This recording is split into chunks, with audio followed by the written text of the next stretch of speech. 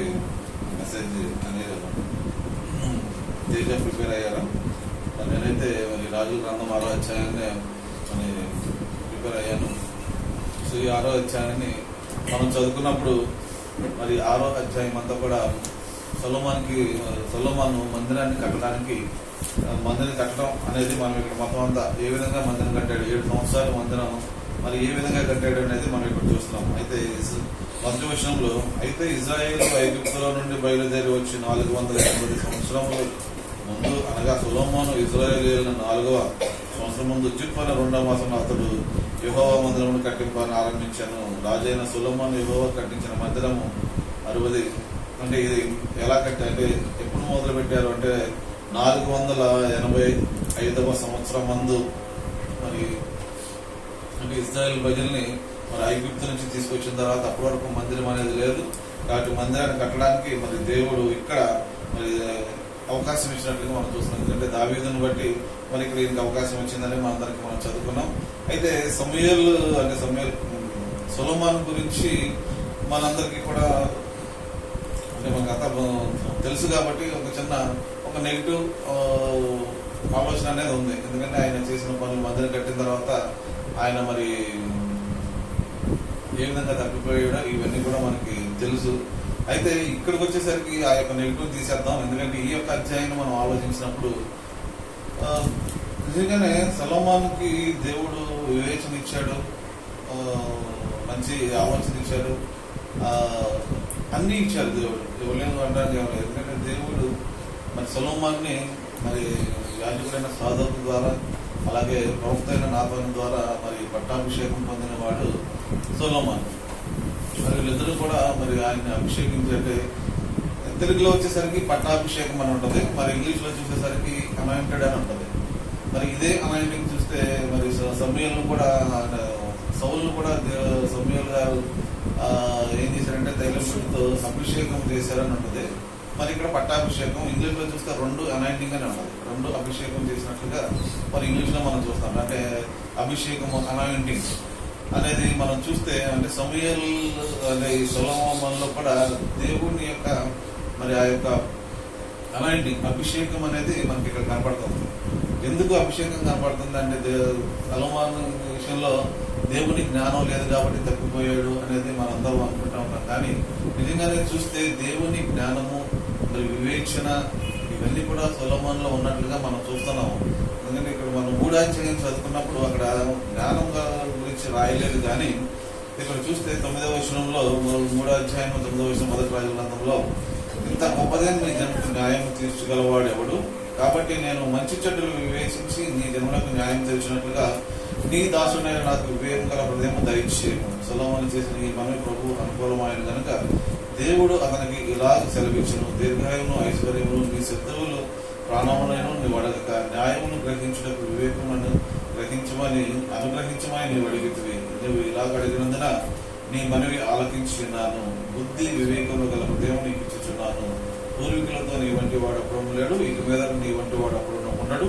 మరియు నీకు ఐశ్వర్యము ఘనత ఇమ్మని అడగకపోయినను నేను వాటిని కూడా నీకు ఇచ్చుచున్నాను. అందువలన నీ జన్మలన్నింటిలో రాజులకు నీ వంటి వాడు అప్పుడు ఉండడు. మరి దేవుడు ఎంతగా ఆశీర్వదించిన మరి విధానాన్ని మనం చూస్తున్నాం. ఇలాంటి వాడు మరి ఎక్కడా ఉండదండి. ఇలాంటి ఆశీర్వాదం ఎవరికి రాదండి. ఎలాంటి ఆశీర్వాదం అంటే బుద్ధి వివేకం గల హృదయము నీకు ఇచ్చుచున్నాను అంటే అయితే ఈయన ఆలోచన ఏంటంటే ప్రజలకు ఆయన రాజు కాబట్టి ప్రజలకు మంచి చెడ్డలు కలిగిన వివేచన అనేది నాకు కావాలని చెప్పేసి ఈయన అడిగాడు. నిజంగా మంచి చెడ్డలు వివేచన అనేది నిజమే. మరి వివేచన మంచి అంటే వాళ్ళందరికీ సరైన న్యాయము కావాలి అంటే మరి ఆయన కావాల్సింది ఆయన అడిగాడు. మంచి చెడ్డలు వివేచన కావాలి.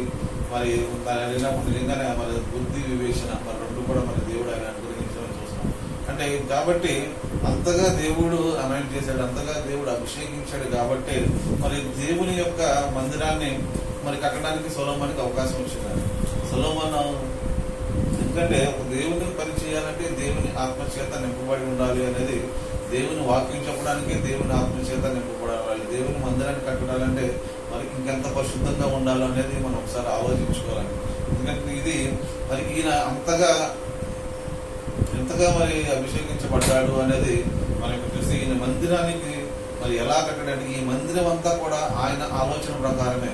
ఇదంతా చదువుతున్నప్పుడు ఎక్కడ ఏ గది ఉండాలి, ఎక్కడ ఏమి ఉండాలి, ప్రతిదీ కూడా ఎన్ని మూరలు వెడల్పు ఉండాలి, ఎంత ఎత్తు ఉండాలి, ఇవన్నీ కూడా చూసినప్పుడు ఇవన్నీ కూడా సొలొమోనుకి దేవుడు ఇచ్చిన జ్ఞానమేనండి. ఇదంతా కూడా దేవుడు మరి సొలొమోనుకి ఇచ్చిన జ్ఞానాన్ని బట్టి ప్రతిదీ కూడా లెక్క ప్రకారము మరి ఎక్కడ ఏ గదులు ఉండాలి, పైన ఎన్ని ఉండాలి, కింద ఉండాలి, దాని చుట్టూ ఎన్ని గదులు ఉండాలి, ఇవన్నీ కూడా మరి దేవుడు మరి ఆయనకి ఇచ్చిన ఆ యొక్క జ్ఞానాన్ని బట్టి మరి కట్టాడు అనేది మనకి ఇక్కడ ఈ యొక్క అధ్యాయం చదువుతున్నా మనకు అర్థం. ఎంతగా ప్రతిదీ కూడా మరి చక్కటి లెక్కలతో ఎన్ని మూరలు ఉండాలి, వెడల్పు ఎన్ని మూరలు, ఎత్తు ఎన్ని మూరలు, వాళ్ళు ఎలాంటి చెక్క వాడాలి, ఏ చెక్క వాడాలి, ఆల్రెడీ చెక్క మరి ఇక్కడ హీరాము చెక్కను మనకి ఇక్కడ సప్లై చేసినట్టుగా పోయిన రోజు మనం చూసుకున్నాం. అంటే ఇవన్నీ కూడా చక్కగా మరి అమర్చుకున్నాడు, మలుచుకున్నాడు. ఎలా కావాలంటే ఒక శుద్ధి దెబ్బైనను గొడ్డలదైనను ఎనుపద ఏది కూడా పగలకుండా మరి ఏ విధంగా మరి వాళ్ళు తయారు చేశారో కానీ మరి చక్కటి ఒక మందిరాన్ని కట్టడానికి దేవుడు సహాయం చేశాడంటే ఇది నిజంగా అది అభిషేకించబడ్డాడు కాబట్టి సొలొమోనుకి ఇది సాధ్యమైంది. నేను ఇక్కడ చూస్తే మనకు ఒకసారి నిర్గమాకాండము 31వ అధ్యాయంలో మనం చూసినప్పుడు బెస్లేలు కూడా మనకు కనపడతారన్నమాట. బెస్లేలు కూడా దేవుడు మందసాన్ని తయారు చేయడానికి బెస్లేలు దేవుడు వాడుతున్న విధానం మనకి ఇక్కడ కనబడుతుంది 31వ అధ్యాయంలో. మరియు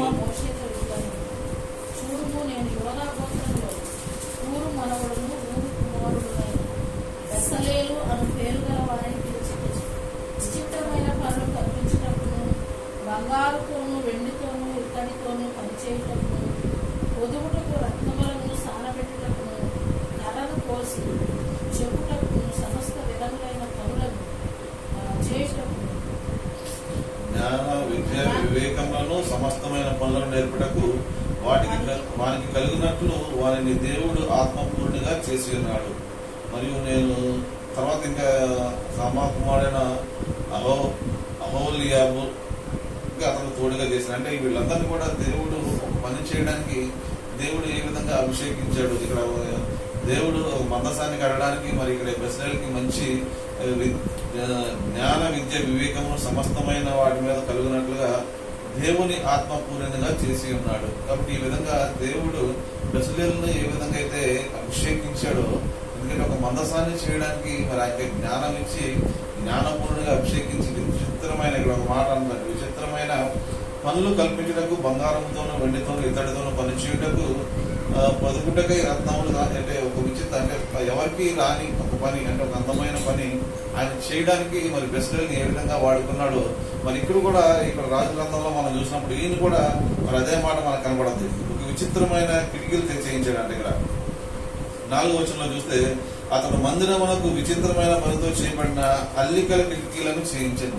ఇక్కడ సొలొమోను కూడా అలాగే అంటే విచిత్రమైన అంటే ఎవరు ఆలోచించిన విధంగా మరి దేవుడు ఆ జ్ఞానాన్ని ఆ యొక్క వివేచనాలకు ఇచ్చి ఒక విచిత్రమైన కిటికీ అక్కడ విచిత్రమైన పనులు చేయడానికి ఇక్కడ కూడా విచిత్రమైన కిటికీ చేయడానికి అంటే బెస్లేలుకి ఈయనకి ఉన్న ఇదేంటంటే ఆయన మందసాన్ని తయారు చేశాడు, ఈయన మందిరాన్ని కట్టించాడు. అంటే ఇద్దరు కూడా ఒకే విధమైన అభిషేకం అనేది మనకి ఇక్కడ కనబడుతుంది.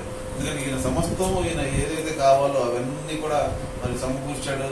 మొత్తం అన్ని కూడా ఏ విధంగా అంటే అన్ని పనిముట్లు చేసుకున్నాడు. మరి అందమైన ఒక మందిరాన్ని కట్టడానికి దేవుడు మరి సొలొమోను అభిషేకించిన విధానాన్ని మనం ఇప్పుడు ఈ యొక్క అధ్యాయంలో చూసుకుంటామండి. ఎంత గొప్ప నిజంగా ఇది చూస్తే ఇది ఎవరికి ఇవన్నీ గొప్ప భాగ్యాన్ని మరి సొలొమోను మరి దావీదును బట్టి మరి సొలొమోనుకి ఇచ్చాడు ఆ వాగ్దానం. మరి దేవుడు ఇచ్చిన వాగ్దానాన్ని నిలబెట్టుకోవడం కోసం మరి సొలొమోను ఈ విధంగా నిలబెట్టాడు అనేది మనకు అర్థమవుతుంది. ఇక్కడ చూస్తే 12వ వచనంలో చూస్తే ఈ మందిరంలో నీవు కట్టించుచున్నావే, నీవు నా కట్టలను న్యాయవిధులను అనుసరించి నడుచుకొనుచు నేను నియమించిన ఆజ్ఞలన్నింటినీ గైకొనిన ఎడల నీ తండ్రి అయిన దావీదుతో నేను చేసిన వాగ్దానము నీ పక్షమున స్థిరపరచదును, నా జనులైన ఇశ్రాయేలుకు విడిచిపెట్టగా నేను వారి మధ్య నివాసము చేసేదను. కాబట్టి ఇక్కడ నిజంగా చూస్తే మరి సొలొమోను నీ మందిరంలో కట్టుచున్నావు కాబట్టి నువ్వు చేయాల్సిన నా కట్టలను న్యాయవిధులను అనుసరించి నడుచుకొని నేను నియమించిన ఆజ్ఞలన్నింటినీ గైకొడితే నేను దావీదుతో నేను చేసిన వాగ్దానం నీ జీవితంలో స్థిరపరుస్తాను. నిజంగానే మరి దేవుడు చేసిన వాగ్దానం మరి ఒక మందిరాన్ని కట్టిస్తాను. ఈ యొక్క మరి సంతానం వచ్చి మరి కడుతుందని అన్నట్లుగానే మరి ఇక్కడ కడతామని చూస్తాం. అయితే మరి ఇక్కడ వరకు కూడా మరి సొలొమోను మరి జాగ్రత్తగా ఉన్నాడు. ఎందుకంటే ఇక్కడ వరకు దేవుని మందిరమును కట్టడానికి దేవుడు సహాయం చేస్తాడంటే అతను మరి ఆ అభిషేకం అనేది ఆయనలో కనబడుతుంది. ఎందుకంటే అంత ప్రత్యేకంగా మరి దేవుడు ఆయన ఎన్నుకుని ఆ యొక్క మందిరాన్ని కట్టడానికి మరి అన్ని కూడా మరి చక్కగా మరి ఏది ఎక్కడ ఉండాలో ఏంటో అనే ఆ జ్ఞానాన్ని మరి నిజంగా దేవుడు వివేచన అనేది దేవుడు అనేది. ఎందుకంటే వివేచన కలిగి ఉండడం అంటే ఏంటంటే ఒక అందంగా తయారు చేయడం. ఒక ఇల్లు ఉందనుకోండి, ఒక ఇంటిని ఏ వస్తువు ఎక్కడ పెడితే బాగుంటుంది, లేకపోతే ఏది ఎట్లా అంటే బాగుంటుంది. వివేచన అంటే ముందుగానే మనం ఒక ఆలోచన, ఇది ఇలా ఉంటే బాగుంటుంది, ఇది ఇలా ఉంటే బాగుంటుంది. కాబట్టి దానికి సొలొమోనుకి ఇంకా దేవుని యొక్క వివేచన ఉంది కాబట్టి మరి అందుకనే మరి ఆ గదులు ఎలా ఉంటాయి ఎలా అనేది ఆ వివేచనతో మరి చక్కగా మరి మందిరాన్ని కడతాం మనం చూస్తాం. అది దేవుడు ఇచ్చిన వివేచన. మరి అలాంటి వివేచన ఎందుకంటే మనకు కూడా కావాలనేది మనం ప్రార్థన చేయాలి. ఎందుకంటే దేవుడు మరి చెప్తున్న మాటలను బట్టి చూస్తే మరి ఆ ఇచ్చిన వివేచన మనం చదువుకున్నప్పుడు నిజంగా అక్కడ ఉన్న వాళ్ళు కూడా చక్కటి న్యాయాన్ని తీర్చాడు. చక్కగా అక్కడ ఉన్న గొడవ వచ్చిన వాళ్ళు కూడా మరి చక్కటి న్యాయాన్ని తీర్చి మరి వారికి చక్కటి సమాధానం ఇవ్వడం అనేది మనం 2 అధ్యాయం 3 అధ్యాయాల్లో మనం చదువుకున్నాం. కాబట్టి ఆ విధంగానే మరి ఇక్కడ తర్వాత చూస్తే మరి ఈ విధంగా మరి దేవుడు ఆయన నచ్చినట్లుగా మనం చేసుకున్నప్పుడు అంటే మనం కూడా మరి దేవుని ఇందాక మరి తేజ చెప్పినట్టుగా మనం దేవుని ఆలయమై ఉన్నాము అనే మాట మరి దేవుడు మరి తేజ చెప్పారు. అంటే ఇక్కడ దేవుని మందిరం ఎలా కట్టబడింది అంటే వివేచన ద్వారా దేవుని యొక్క జ్ఞానం ద్వారా కట్టబడింది అనేది మనం చూస్తున్నాం. కాబట్టి మనం కూడా దేవుని ఆలయంగా ఉండాలంటే అంటే దేవుడు మనలో ఉండాలండి. ఇక్కడ దేవుడు ఏమంటాడంటే నా మందసాన్ని అక్కడ పెట్టు, నేను ఇప్పటివరకు ఎక్కడ కొండల మీద ఉన్నాను, నాకు ఒక దారాల్లో ఉన్నాను, నాకు మందిరాన్ని కట్టమన్నప్పుడు మరి ఈ విధంగా కట్టారు. కాబట్టి ఇప్పుడు ఆ మనలోకి మరి అదే మన శరీరాన్ని ఆయన దేవాలయంగా అనుకున్నప్పుడు, మన దేహాన్ని దేవాలయంగా అనుకున్నప్పుడు మరి ఈ విధమైన మరి వివేచన ఈ జ్ఞానము మనలో కూడా ఉంటే మనం కూడా ఆయన నచ్చినట్టుగా మనం కట్టబడతాము. అంటే మనం కూడా కట్టుకోవాలి అట్లా. ఎందుకంటే ఆయన మనలో ఉండాలి అంటే ఒక మంచి ప్లేస్, ఆయనకు ఎవరైనా కానీ ఒక మంచి ప్లేస్కి వెళ్తాం కానీ ఒక పాడైపోయిన చోటికి వెళ్ళాలంటే ఎవరు వెళ్ళరు. అది కనీసం పాడైపోయిందంటే కనీసం తుడుచుకుని కడుక్కొని దానిలో అడుగు పెడతానికి ఇష్టపడతాం. కానీ మామూలుగా అయితే మరి ఎవరు కూడా గౌరవం అడుగు పెట్టారు. అలాంటిది మరి దేవుడు మనలోకి రావాలి అంటే మనం కూడా ఎలా ఉండాలి అంటే మరి శుభ్రమైన ఆలోచనలు కలిగి, మంచి హృదయం కలిగి, మంచి జ్ఞానం కలిగి. అంటే కట్టడం అంటే మంచి ఏదో మన ఎక్సర్సైజ్ చేసేసి ఏదో 6 ప్యాక్ తప్పించి లేకపోతే చక్కటి సౌందర్యం కలిగి కాదు. కానీ ఆయన కావాల్సిందే హృదయ శుద్ధి గలవారు ధన్యులు. మరి వారి దగ్గరికి దేవుడు వస్తాడు. కాబట్టి మన హృదయం ఎలా శుద్ధిగా ఉండాలంటే మనలోకి రావాలంటే మన దేహం ఎలా ఉండాలంటే మన దేహం దేని బట్టి ఉందంటే హృదయాన్ని బట్టి ఉంది. కాబట్టి హృదయ శుద్ధి గలవారు ధన్యులు కాబట్టి హృదయాన్ని మనం శుభ్రంగా ఉంచుకోవాలని. ఎందుకంటే ఆయన మనలోకి రావాలి అంటే మనం అందంగా కట్టబడాలి. మరి ఎఫ్సీలు రాసిన పత్రిక 2వ అధ్యాయం 19వ వచనంలో చూస్తే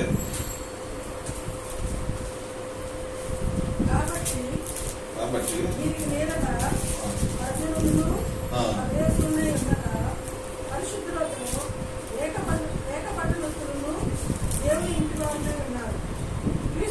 ముఖ్యమైన మూలరాయి ఉండగా అపోస్తలులను ప్రవక్తలను వేసిన పునాది మీద మీరు కట్టబడి ఉన్నారు. ప్రతి కట్టడమును ఆయనలో చక్కగా అమర్చబడి ప్రభువునందు పరిశుద్ధమైన దేవాలయం ఒకటి వృద్ధి పొందుతున్నది. ఆయనలో మీరు కూడా ఆత్మమూలముగా దేవునికి నివాస స్థలమైనకు కట్టబడుచున్నారు. దేని వల్ల అంటే ఆయనలో మీరు కూడా ఆత్మ మూలముగా దేవుని నివాస స్థలమైనకు కట్టబడుచున్నారు. కాబట్టి ఎలా కట్టబడుతున్నారు? ప్రతి కట్టడము ఆయనలో చక్కగా అమర్చబడి ప్రభువునందు పరిశుద్ధమైన దేవాలయం ఒకటకు వృద్ధి పొందుతున్నారు. కాబట్టి మరి ఇక్కడ ఈ పైనుంచి మనం ఎప్పుడు చదువుతూనే ఉంటాం. కాబట్టి ఇది చూసినప్పుడు మన దేవుడు తెలియనప్పుడు దేవుడు తెలుసుకుని ఆయన రక్తం వల్ల మనం శుద్ధీకరించబడ్డాము. శుద్ధీకరించబడిన తర్వాత ఆయనలో ఏకమయ్యాము. ఇద్దరు ఏక శరీరంగా చేసి దేవునితో సమాధాన పరచడం ఇలాగ చేసిన కనుక ఆయన సమాధానం కాకపోయారంటే దేవునితో సమాధాన పడ్డాం కాబట్టి దేవుడు ఏం చేస్తాడంటే మనకి ఆయన నచ్చినట్టుగా మనల్ని ఆయన మలుచుకుంటాడు. ఇక్కడ అన్నట్టు ప్రతి కట్టడము ఆయనలో చక్కగా అమర్చబడి పైన క్రీస్తు యేసు ముఖ్యమైన మూలగా ఉండగా అపోస్తులను ప్రవక్తలు వేసిన పునాదుల మీద మీరు కట్టబడుతున్నారు. కాబట్టి ఇప్పుడు వచ్చిన ప్రవక్తలు అపోస్తులు మరి ఇప్పుడు అంతకుముందు మరి ముందుగా వచ్చారు. వారు వచ్చి వారి మార్గాన్ని మనకి అంటే దేవుడు చెప్పిన మార్గాన్ని మనకు వాళ్ళు వచ్చి మరి పునాదిగా మనకి వేశారు. ఆ పునాది మీద మనం అంటే ఆ బండ మీద ఇల్లు కట్టుకున్న వారు ఏ విధంగా ఉంటారో ఆ యొక్క బోధల మీద ప్రవక్తలు అపోస్తులు వచ్చి మనకి తెలియజేశారు. మరి యేసుక్రీస్తు చనిపోయిన తర్వాత అపోస్తులు వచ్చారు. మరి 12 మంది అపోస్తులు ఏ విధంగా అయితే అభిషేకం పొందుకున్నారు, మరి ప్రపంచం అంతా వారి వాక్యాన్ని చాటి చెప్పారు. మరి వారు వేసిన పునాది మీద మనం ఎప్పుడైతే ఇల్లు కట్టుకోగలుగుతాం మనం కూడా ఎలా ఉంటాము అంటే ఆత్మ మూలంగా దేవుని నివాస స్థలం అంటే కట్టబడతాం. కాబట్టి మనం కూడా దేవుని ఆత్మ కలిగి ఉండాలి అనేది.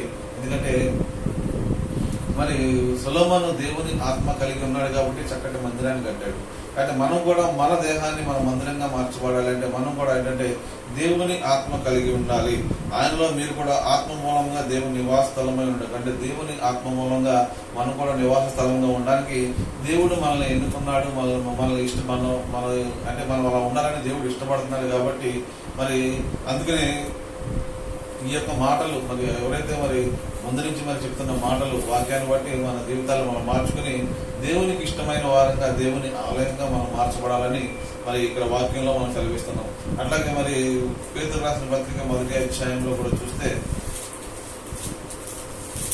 2వ అధ్యాయము పేతురు రాసిన మొదటి పత్రిక 2వ అధ్యాయము 4వ వచనం నుంచి మనుషుల చేత విసర్జించబడినను దేవుని దృష్టికి ఏర్పరచబడినది అమూల్యమైనది సజీవమైన రాయకు ప్రభువునద్దకు వచ్చిన వారై యేసుక్రీస్తు ద్వారా దేవునికి అనుకూలమగు ఆత్మ సంబంధమైన బలులు అర్పించుటకు పరిశుద్ధ యాజకులుగా ఉన్నట్లు మీరును సజీవమైన రాళ్ళవలె నుండి ఆత్మ సంబంధమైన మందిరముగా కట్టబడుచున్నారు.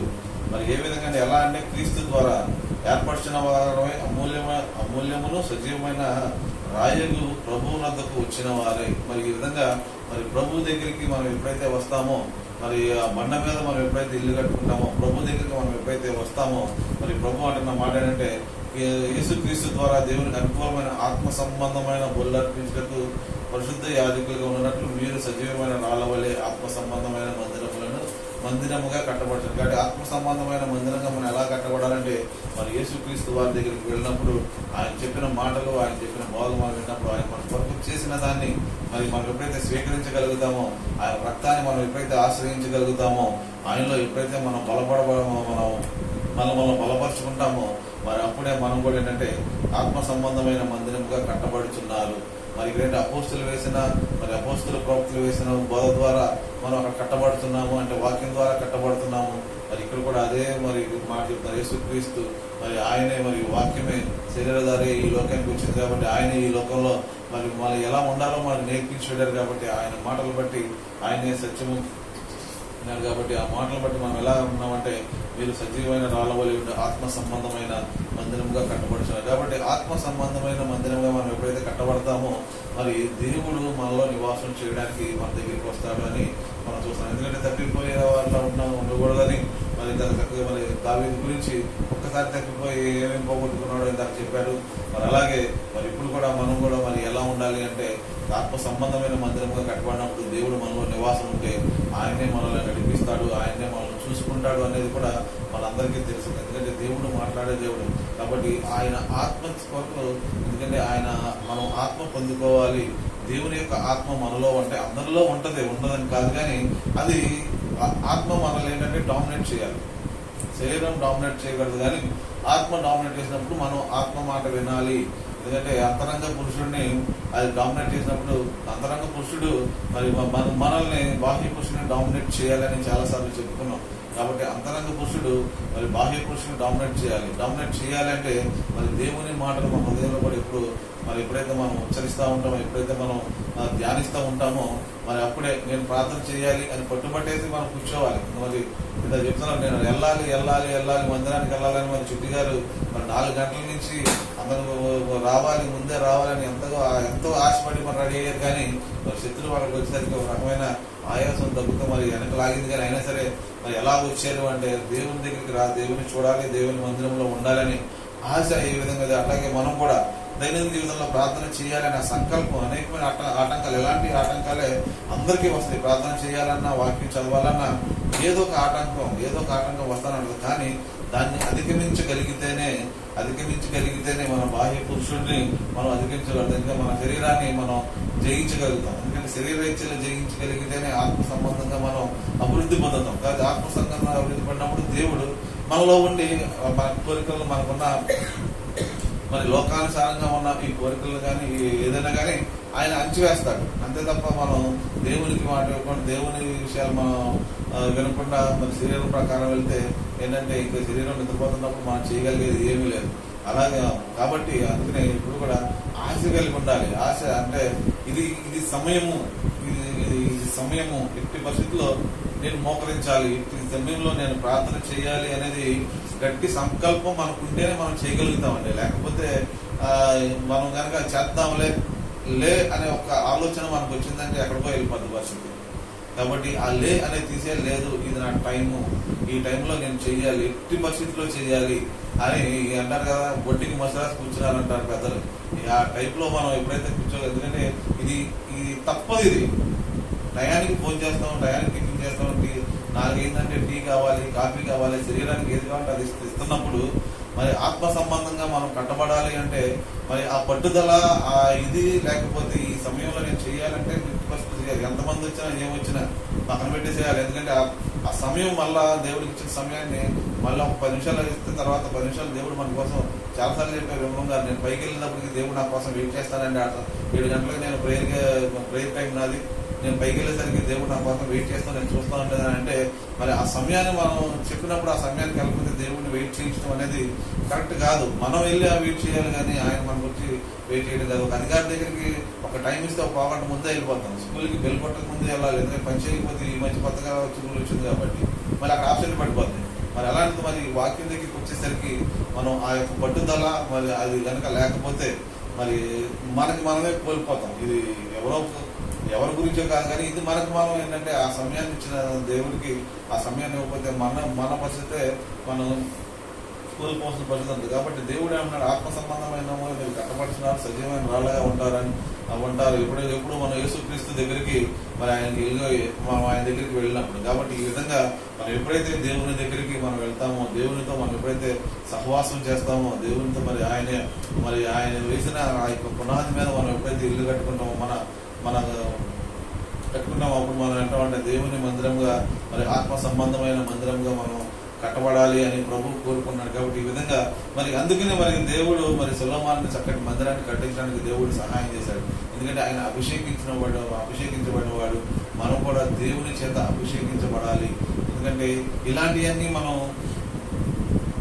అధిగమించాలి అంటే దేవుని ఆత్మ మనలో ఉండాలి. దేవుని మనం కూడా అభిషేకించబడిన వాళ్ళలాగా మరి ఏ విధంగా అయితే మరి అంటే ఇక్కడ మనం అభిషేకించడం అంటే మరి దేవుడే మనల్ని అభిషేకించడం మనకు కలిగి ఉంటే మరి తప్పకుండా దేవుడు మనల్ని అభిషేకిస్తాడు.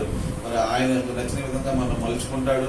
ఆత్మ సంబంధమైన మందిరంగా మనల్ని మలుచుకుని ఆయన వచ్చి మనల్ని నివాసం చేస్తాడు. కాబట్టి ఆ ఆశ మనలో ఉండాలి. ఎప్పుడు కూడా దేవుని మీద ఆశ మనలో ఉండాలి. ఎందుకంటే ఆయన ఎప్పుడు వెతుకుతూ ఉండాలి, ఆయన ఎప్పుడు కనుగొంటూ ఉండాలి. ఎప్పుడైతే మనం అంత ఆశ కలిగి ఉంటామో దేవుడు కూడా మనల్ని చూసి తప్పకుండా ఆయన కూడా మన దగ్గరికి, ఎందుకంటే ఈ ఒక చెడుని తీసేయాలంటే ఆయన వల్లే సాధ్యం. ఎందుకంటే అది ఒక చిన్నదాన్ని మనం జయించాలి అంటే అది దేవుని దగ్గరికి వెళ్తేనే జయిస్తామండి. అంతేగాని మనంగా నేను ఇది మానేస్తాను అని అనుకుంటే చాలా మంది న్యూ ఇయర్ రోజు చాలా మంది కొత్త చెప్తూ ఉంటారు, కానీ 2 నెలలు 3 నెలల తర్వాత మళ్ళీ మామూలు అయిపోతూ ఉంటారు. ఎందుకంటే మనం తీసిన నిర్ణయాలకిను మరి దేవుడికి అప్పగించిన దానికి చాలా తేడా ఉంటుంది.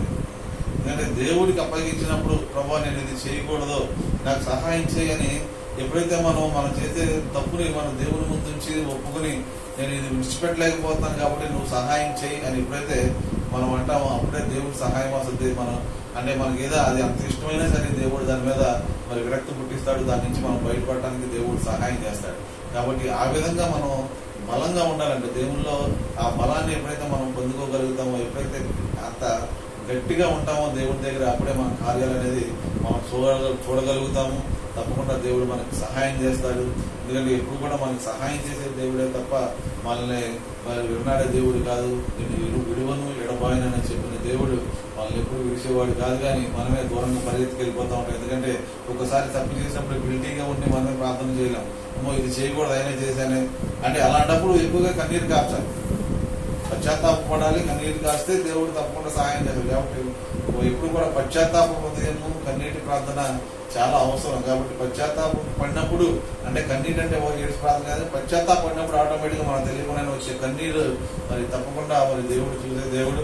కాబట్టి మనం ఏదైనా వదులుకోవాలంటే ముందు దేవుని దగ్గర పశ్చాత్తాపం మరి దేవుడే ఎప్పుడైతే ఆ హృదయం మెత్తగా అయిపోద్దో ఆటోమేటిక్గా కన్నీరు వచ్చినప్పుడు తప్పకుండా దాని నుంచి మనం విడుదల పొందగలుగుతాము. దేవుడు సహాయం చేస్తాడని మనం చూస్తాం. కాబట్టి ఆత్మ సంబంధంగా మనం పోరాడాలి అంటే పశ్చాత్తాపం అనేది పెద్ద ఆయుధం అనేది. మనం చేసేదానికి ఆ పశ్చాత్తాపం మనం పడినప్పుడు తప్పకుండా మరి ఇక్కడ మరి సమయంలో ఎంతో దావీదు పశ్చాత్తాపడ్డాడు కాబట్టి చేసిన దానికి తన కుమారుడికి నేను అభిషేకిస్తానని చెప్పేసి ఈరోజు తన వారసుడి ద్వారా మరి మందిరాన్ని కట్టించడానికి దేవుడు సహాయం చేశాడు. అది మరి మిగిలిన కుమారులు మరి పశ్చాత్తంలోకి వెళ్ళిపోయారు. ఇద్దరు అధికారం కోసం వెళ్ళిపోయారు. ఒకరేంటో మరి సొంత సహోదరులతోనే మరి చేయకుండా ఆలోచనలు మరి ఇవన్నీ కూడా మరి దావీదు అనుభవించాడు. కుమారులు ఇలా పాడైపోవడం. కానీ దేవుడు మాత్రం వదలకుండా మరి సొలొమోనును పట్టుకొని ఈరోజు మరి మొదటి మందిరాన్ని ఇశ్రాయేల్ ప్రజలు మరి ఐగుప్తు దేశం నుంచి వచ్చిన తర్వాత మొదటి 485వ సంవత్సరంలో 85వ సంవత్సరం ముందు మొదటి వచ్చిన చదవండి.